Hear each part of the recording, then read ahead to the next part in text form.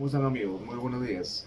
En esta ocasión queremos hablar sobre el lavado de activos. El lavado de activos tanto en sus antecedentes, el delito precedente, además el autolavado y la prueba indiciaria para este delito tan comentado, tan conocido y que pertenece al tema de derecho penal económico, que ha sido prácticamente ¿no? discutido en algunas ocasiones sobre su origen sí, este delito propiamente es un delito autónomo o es un delito que tenía delitos previos. Ello ha surtido en nuestra legislación ciertas modificaciones con el tiempo y se ha ido aclarando. Por ejemplo, los antecedentes de la criminalización del lavado de activos, habría que remontarnos a las convenciones de las Naciones Unidas contra el tráfico ilícito de drogas y estupefacientes, ¿no? Sustancias psicotrópicas de 1988 en Viena, en Austria, en el artículo tercero, en el literal B, se señala aquello, ¿no? Además, ello, para que se denomine como tal, debe afectar la estabilidad económica, financiera de, ¿no? De las organizaciones criminales, ¿no? ¿Para qué? Para evitar que se recapitalicen estas organizaciones, ¿no? Son organizaciones transnacionales, incluso muy peligrosas. Por ello, dentro de la política internacional, o sea, de la política de criminalización internacional, se ha realizado, por ejemplo, la criminalización autónoma de los actos y operaciones de lavado de activos, además de la regulación y aplicación de medidas de prevención de lavado de activos en las entidades financieras, ¿no?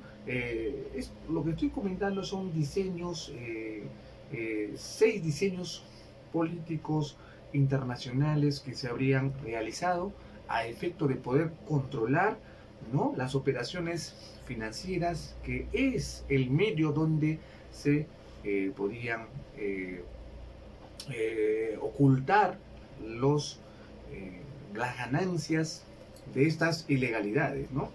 Además, por ejemplo, dentro de la política de políticas internacionales señaladas para la prevención y el control, ¿no?, de las operaciones financieras, se encontraba la construcción y consolidación de un espacio internacional contra el lavado de activos. Internacional viene a ser en un mundo globalizado, ¿no?, en un sistema de países unidos por un mismo objetivo de la lucha contra la criminalidad organizada. Además, la flexibilización del secreto bancario para la investigación criminalístico financiera de lavado de activo, configuración de procedimientos oportunos para la incautación, decomiso de bienes generados que derivaban de los lavados de activos, ¿no? Y por último, el uso de la prueba indiciaria. La prueba indiciaria se ha podido ya usar. Hay un autor peruano, Lamas Puccio, que acaba recientemente publicar un libro, ¿no?, al menos en Perú, el lavado de activos. Entonces podemos señalar dentro de su conceptualidad o su función y característica que es un proceso económico, financiero y contable dirigido a dar apariencia y legitimidad, ¿no?, a los activos generados o derivados de actividades ilícitas. O sea, así es en su concepto genérico, ¿no? Además, es una forma de criminalidad no convencional. En alguna oportunidad hemos señalado que existen delitos convencionales y existen delitos no convencionales, para los cuales también el Estado, entre sus aparatos de persecutores, han podido encontrar la forma de perseguir esta criminalidad organizada en todo caso, en procesos no convencionales, ¿no? Las operaciones de lavado de activos se caracterizan por observar, ¿no?, y practicar todas las formalidades y procedimientos usuales, o sea, la apariencia de legalidad que tienen estos, ¿no?, y que son exigidos para luego, ¿no?, realizar negocios jurídicos o transacciones económicas, ¿no?, financieras. Además, los autores del delito son personas con conocimientos especializados, ¿no? Y buena reputación financiera, ¿no? Lo que le permite desarrollar habilidades y acciones, ¿no? De eludir al fraude a la ley. Lo que significa es que para que se constituya este tipo de organizaciones en lavado de activos, tiene que estar los autores, estar debidamente actualizados en temas financieros, ¿no? O sea, no pueden ser cualquier bandido, sino aquí incluso deben tener buena reputación financiera y económica. Estamos hablando de delitos, criminalidad de la más alta esfera, en cuellos blancos, por ejemplo, ¿no? Y sobre también podemos manifestar cuando se hace lavado de activos y criminalidad organizada, o sea, cuando hay este vínculo de ambos, porque se podría pensar que si existirá lavado de activos sin criminalidad organizada, ¿no? Eso es más difícil debido a que siempre exige un rol para estos delitos, ¿no? El lavado de activos es una manifestación de la criminalidad organizada que opera en base a estructuras pequeñas y flexibles, ¿no? Que corresponden a la tipología, por ejemplo, del grupo central de CICIG o UNICRI en materia de organizaciones criminales. Además, conjuntamente con el financiamiento del terrorismo, constituyen circuitos de desplazamiento de capitales, ¿no? Del crimen y del incremento del producto criminal bruto. El financiamiento del terrorismo, por ejemplo, se desarrolla en un proceso inverso, o sea, al que corresponde el lavado de activos, mientras que el primero busca dar un destino ilícito a activos de origen legal. El segundo promueve la legalización aparente de activos de origen ilícito.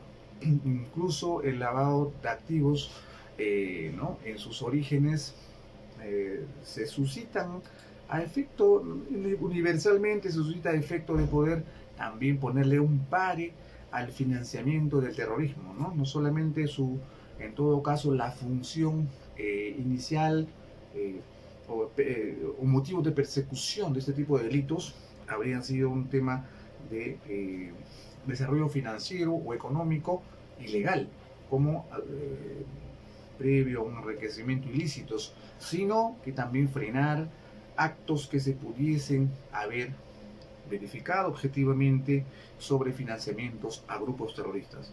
Entonces podemos señalar sobre el paso del dinero, ¿no? El dinero limpio, ¿no? Y hay dinero sucio, por ejemplo. El dinero limpio es la parte final de este proceso. Lo que genera todo ello es un dinero sucio, producto de la ilegalidad, de delitos, por ejemplo, como la minería ilegal, como ¿no? Actos, por ejemplo, delitos contra el patrimonio, puede ser narcotráfico, ¿no? Ingresa a un sistema financiero, ¿no? A través de una transferencia bancaria a una empresa X. Ojo, la empresa tiene que estar debidamente formalizado, con todo lo de la ley, ¿no? La transferencia electrónica también a bancos offshore, en el caso, por ejemplo, Panama Paper, ¿no? Además, luego de ello, el pago, por ejemplo, de X, ¿no? A una empresa Z, ¿no? Con falsas facturas. Entonces todo ello lo que realiza es un círculo vicioso del dinero que al final termina integrándose, ¿no? A la masa de dinero lícito, ¿no? ¿A través de qué? A través de compra de bienes de inmuebles, bienes muebles, de lujo, industrias, formación, por ejemplo, de empresas en casinos o casas de cambio por turismo, entre otros. Ello es ya el blanqueo de un dinero sucio. Bien, por ejemplo, para poder tipificar actos y etapas del proceso de lavado de activos, se han configurado 4 conductas típicas, ¿no? Las conductas, por ejemplo, conversión, ¿no? Instantáneamente, colocación del dinero, transferencia, intercalación y ocultamiento, tenencia e integración ya también a otro mecanismo, como he señalado, de muebles o inmuebles, ¿no? Entonces, sobre el acto de conversión y transferencia, podemos señalar la tipificación expresa de la ley 27.765, señala el que convierte o transfiere dinero, bienes, efectos o ganancias cuya origen ilícito conoce o puede presumir y dificulta la identificación de su origen sin incautación y decomiso, ¿no? Además, el que en el decreto legislativo 1106, que ha sido nuevo, señala el que convierte o transfiera dinero, bienes, efectos o ganancias cuyo origen ilícito conoce o debía presumir con la finalidad de evitar la identificación de su origen, su incautación o decomiso, será reprimido con pena privativa de libertad no menor de 8 ni mayor de 15 años, ¿no? Y con 120 a 350 días multa. Entonces, los actos de conversión, por ejemplo, tipifican, ¿no?, operaciones en colocación del capital ilícito en el sector financiero, iniciando el proceso de lavado, ¿no? ¿Y cómo es ese proceso de lavado? Hacer depósitos en el país o en el extranjero, ¿no? O desde el extranjero también. Eso viene a ser un tipo penal alternativo. Y los actos de transferencia criminalizan las operaciones de intercalación. Ello, por ejemplo, de los activos para confundir su origen ilegal, ¿no? Inversión, venta, mutuos, permutas, mecanismos a efecto de poder, ¿no?, sacarle la vuelta al sistema financiero. Además, se trata de un delito instantáneo, o sea, que se produce los resultados y en el que podrían materializarse sucesivos actos con una misma resolución criminal, ¿no?